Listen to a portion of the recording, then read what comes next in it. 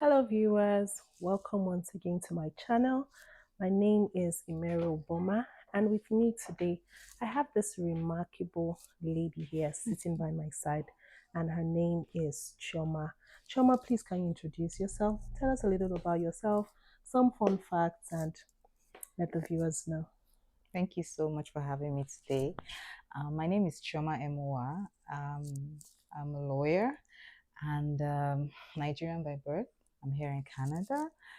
Fun fact about myself, I'm someone who likes to work with my hands a lot. It kind of relaxes me, keeps me focused. And I would call myself sort of a creative, so I like to work with my hands. How did I do? Very well, Thank very well, you. very well. Today we're going to be talking about, a migration story. Mhm. This is a real life story from someone who has experienced, lots of things, made some mistakes that you can learn from. So she's going to be telling her story the way it is. I'm going to ask her a few questions. She's going to share some lessons. She's going to share her experience with you, and you can learn one or two things from her experience migrating to Canada, from the time where she started preparing to migrate and getting everything ready, packing up, coming to Canada when she landed, the little struggles here and there to get settled in. Choma, can you tell me exactly what, and also let our viewers know what exactly prompted you to make that huge decision? Because making the decision to leave someone's country of birth, where you have grown up, your comfort zone, and moving to a land, a new place, this is not your comfort zone. What would have prompted you to make such a huge decision to leave and, come to Canada? Yeah. Thank you for that question. So I remember a friend of mine. She's already here, and she's been here for a while. So she was telling me that I remember when I was, thinking about all my frustrations with her, and she was like, "See, when I come to Canada, I'm going to look back and say I want to go back to Nigeria." I was like, "No, that's not possible," you know. And she was like, "Write down your why because you're going to need to look at it when things challenges come." So I remember then, I think I would say three reasons, part of why I left, and Nigeria. I think the very first one would be when it comes to like the whole remuneration, like the reward for the value that we put out there as professionals, you and I. Yeah, You worked, I worked, and then when you compare that with what our counterparts in, diaspora, maybe in Canada, in America, when you compare it to what they earn, same service, same skill set. And you were practicing Do you lawyer, understand? right? And I was a practicing lawyer. Okay. So when you compare it to your colleagues over, in diaspora, you find out that it's not adequate enough to give you a quality standard of living, like a quality of life. You find out that I remember a friend of mine was telling me when they used to work in one telecommunication, and she's now here. So you find out that they work overtime and they are paid for it. And then she was telling me she was working with a telecommunication company, and there was a time they worked for like I think 4 hours overtime. They were giving 1K just for transport.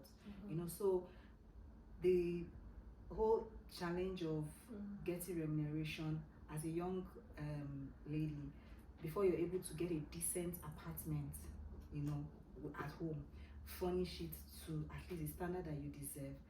All the things that you could go into it, and a lot of people. At least I use myself an example where I was working. At the point I had to, move back home to stay with my parents because the rent was crazy. You try to take care, even to afford a generator to take care of your when you buy, because you don't want to cook every day as a busy professional, maybe once a week. But is it the light issue, NEPA, that will not even allow you to be great? I remember the number of times when we would queue up. There was a day I queued up in the filling station from 7 in the morning till about 5 in the evening. I kid you not. And then I saw people with, if you want to like get fuel, you have to come with your own generating. Of course. So many, like for me, three reasons. Like I said, the I wanted more for myself, and I believe that coming over here, I would definitely be able to build a life for myself. Then the whole situation with, the government. But I mean, I can't even talk about governance enough. If I start today, we will not even leave this podcast. Yeah. Do you understand? Like a government that believes and treats the people as human beings, and not think that we are animals. So I believe that I deserved better. Do you understand? And that was part of these were part of the reasons why I decided to take that leap of faith and try elsewhere, because there were opportunities. Canada, there was opportunities for immigration. I was like, why not? And so that was why I took that leap of faith and left. Thank you so much for being so insightful, sharing these challenges that you went through. And then, how did you start this process? What would you say was the most challenging part of the process for you? Can you tell our viewers how you went through the process? Did you come in as a student? How did you come in? What was the challenging part for you? And when did you ever feel frustrated in the process, or giving up, oh, I'm not doing this anymore? How challenging was it for you? The process was quite challenging. I was long. So I started the process in 2019, and that was when I wrote my IELTS. I also wrote the French exam because I wanted to help my scores. And I think that was, if you asked me maybe then, what was the most challenging part, I would say the exams, because they took a lot out of me. You have to study, you have to really put in extra effort into those. The exams, they were really tough for me.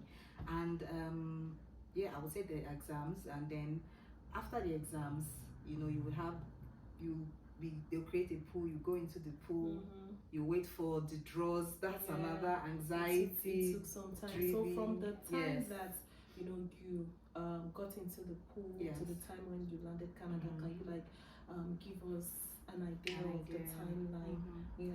I would say that from the time I went into the pool February 2021, and I landed Canada September 2023. When did you finally get your visa stamped, your permanent residency visa stamped? That would be June 19th. Yes. That's the visa. Okay, the visa would be ending June. Ending June, July. Oh, okay. Yes. Okay. Yes. Okay, I see. Just so that some people are aware that there's some timeline to wait. There's some there's a gap to wait. And during that time of, if you look back, what do you think you would have done differently? For me, I would have said that the time I was waiting, it was filled with anxiety, lots of anxiety. I was like, when will my visa come out? If I could turn back the hands of time, there were some skills that I would have gotten during that period, some hand skills that would have been useful, because here learning such skills are quite expensive, and even using those skills would be very beneficial to most people that would not really understand. When you land with this maybe hand skills, one hand skill, sewing, making hair or something, you hit the ground running. So you already start making money. Absolutely. And you're a little bit comfortable, gives you some comfort before you start looking for the kind of job that you want. That's if you want those kind of jobs, because some people do not really want to work in offices. They actually want to do open a salon, do a business and all of that. But if I look back, there are some things that I would have done differently. Do you think there's any of such decision that you would have made differently if you look back? Absolutely. So for me, one of the decisions that I would have, maybe what I would have done differently, because we all made that mistake of just sitting down waiting for for the visa, and agonizing on when it will come, when it will come. But of course, I had some advice, or try as much as you can to think of first, what will I do when I come over here? That's very what important. Skills do I have? So if it would require some upgrade in maybe learning about some applications, how to use them for work, or maybe learning, like you said, how to make hair, because apart from making for people, you can make for yourself, you save yourself some money. Making hair is not It's not cheap. it's quite, you know, Yeah. expensive over here. So Mm-hmm. you save yourself the stress of looking for who to make. You're able to make your own hair, and then also make some extra money from making other people's hair. And then if you're able to learn how to sew clothes, because not even just for sewing for other people, you can amend for yourself, you can Yeah, sew if you those have little kids, things. you know, Yeah. you don't need to outsource, because down here it's a lot of DIY, do it yourself. Mm-hmm. So, you know, just picking up extra skills if it's certification. So for me, I would say I would have learned how to, you know, pick up some skills like maybe making hair, how to sew, then some certification courses, Exactly. you know, that would have, you know, set you up. Especially, it's important to make research of to maybe what kind of courses and what's the occupation in demand, what are the areas where you know you're likely to find employment, and if there are things you can do to up your skills there. So those are like the things The that I things would that you have done. advise Yeah. people have done Okay. differently. Okay. So to settling down, Mm-hmm. how did you settle in when you landed? You can tell us from when you landed, how did you settle in? What hard lessons did you learn? What shockers did you get? Like, you know, culture shock. What are those things that were like, you know, did you learn some lessons the hard way? I know I learned some lessons the hard way because I did not have, you know, enough information. So we made some decisions, and then we found out that those decisions were not the best for us, but we had already taken them. What lessons did you learn, and what can you know, tell our viewers today? My lessons, there are plenty. Oh my god. So I would say one of the challenging aspects of coming here, I think, is the settlement. And the particular aspect of settlement for me, because people have different areas of need, you know, pain points. So for me, my major focus was, how do I get something to me, income. That was like majority of what I was focused on. Because yes, one of the challenges like housing, you know, the weather, all those things, you know, I feel like if you have a source of income, those other things can be taken care of. You know, you're able to purchase a car, you're able to purchase, you know, get a house.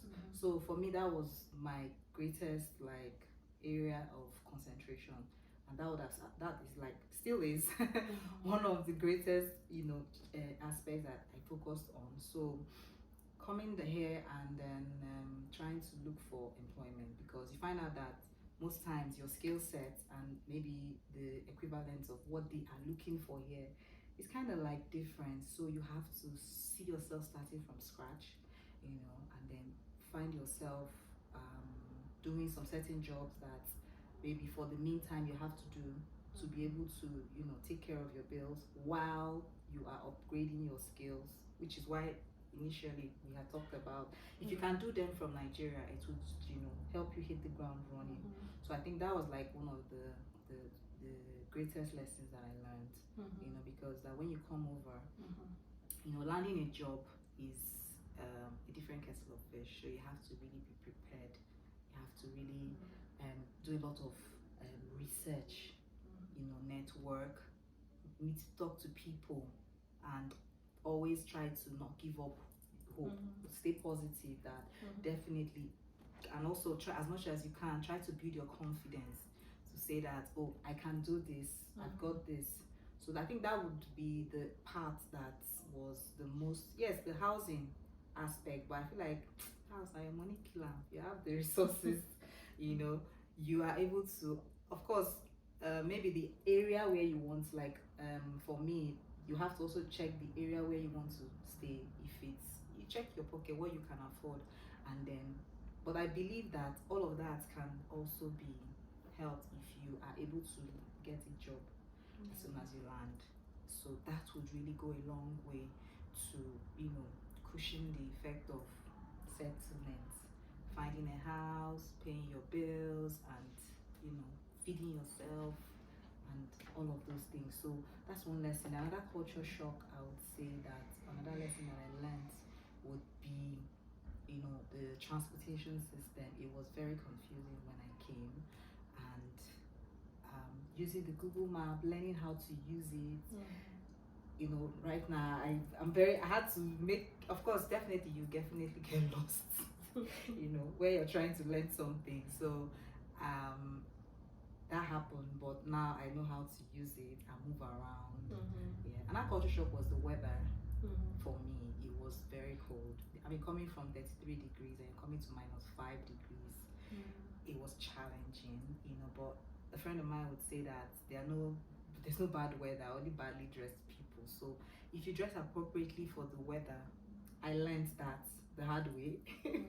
You have to dress appropriately. You have to check the weather. Oh, what's the weather like? Ask around, what do people wear, and then dress appropriately. You learn how to dress for the weather. So those are like the areas that the things I learned, the culture shocks and all for me. Yeah. Yeah. Can you tell us, some of those things that still interest you? Okay. So so I had earlier mentioned that one of the reasons why I came was because of the, you know, employment over there, the payments and all. So I think one of the things that really, makes me love Canada is, I think, the way the government, made the country, the policies and decisions they made in a way that no matter what you earn, no matter how small, if you're able to, live within your means, you can still have a pretty decent life. As compared to over there, we don't really have like minimum wage.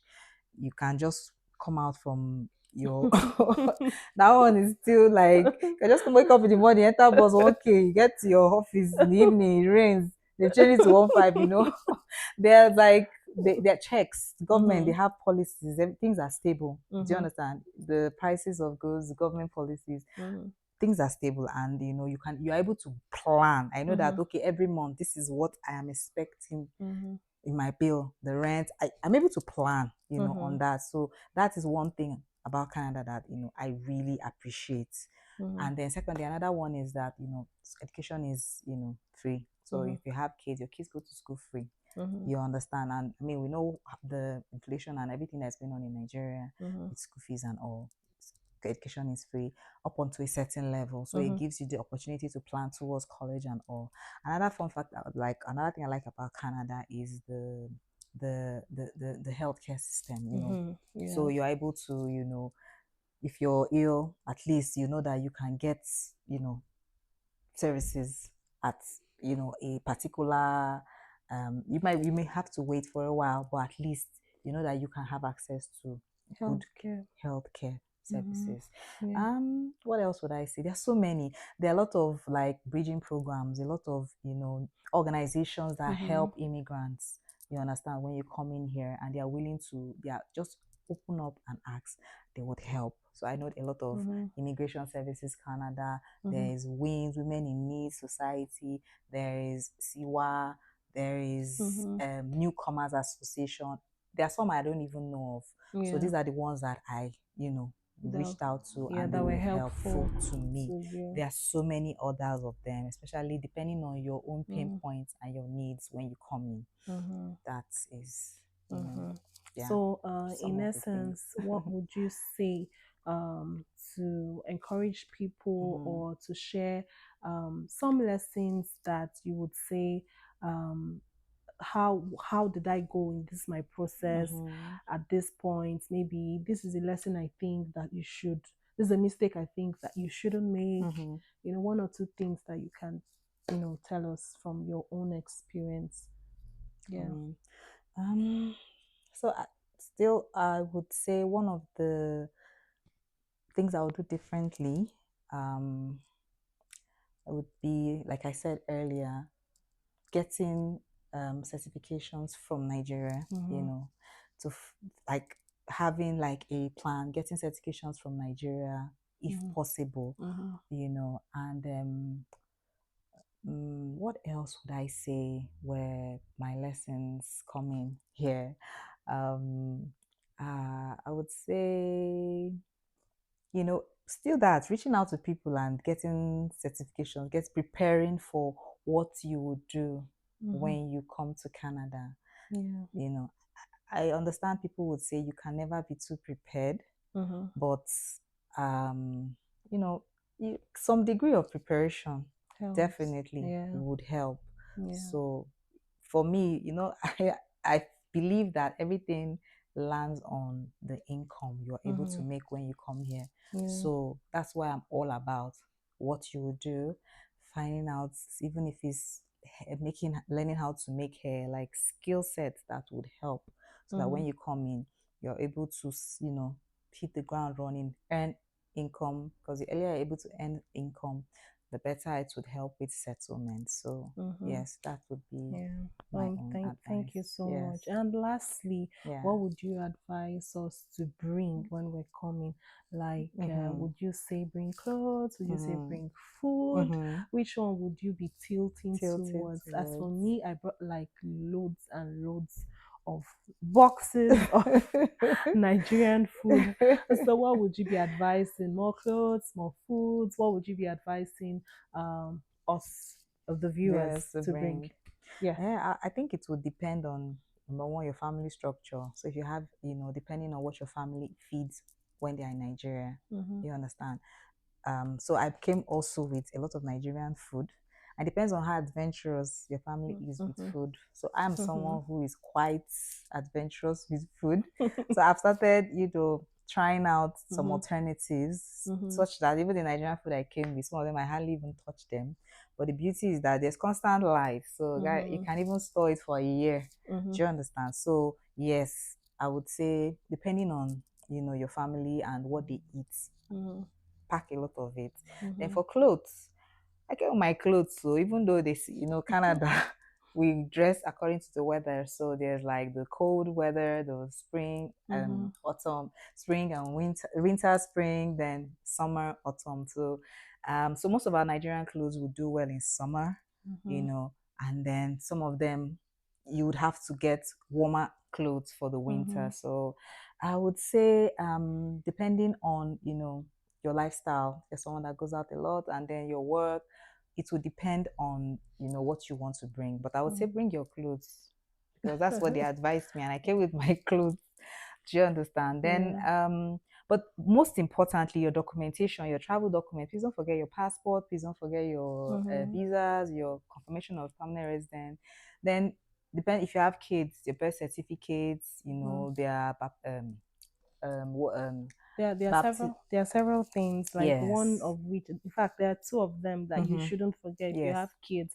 If you have kids and let's say you're a Catholic and you Mm-hmm. want them to go to a Oh, Catholic very school, don't important. That's forget to true. come with your baptismal certificate. Exactly. And secondly, if you have kids who Mm-hmm. have done immunization in Community Nigeria, make immunization sure you report. get the immunization slip Mm-hmm. from the Canada website, Yeah. and make sure you fill it up and let it be up to date and get it signed, and then Absolutely. bring it along with you, so Mm-hmm. that you're not confused as to what immunizations they will start, so they don't start taking immunizations they have already had before. Yeah, Mm-hmm. those are the Very, things. very important. Yeah. Then your children's school records, some schools ask for them. Okay, yeah, that's true. Yes. And Yeah. like your own documents, unless you have Mm-hmm. somebody you call and say, please scan and Mm-hmm. send to me. I mean, you're Yeah. relocating Yeah, to of a new course. place. It's not like it's like maybe you're coming for a 6 month visit. This is like a new home. So Yeah. everything that you know that will make you comfortable, please Mm-hmm. make sure to bring them. Okay. Yeah. Yeah. Thank you. Thank you so much, Thank you Shoma, for having for sharing me. your experience, for everything. Yes. I know that they have learned, a lot of things from, Mm-hmm. our discussion today. Thank Yes. you very much. And watch out, viewers, for the next session. I'll be giving information in the course of the week Mm-hmm. regarding what is next. Stay tuned and watch out. Thank you very much. Bye Bye. bye.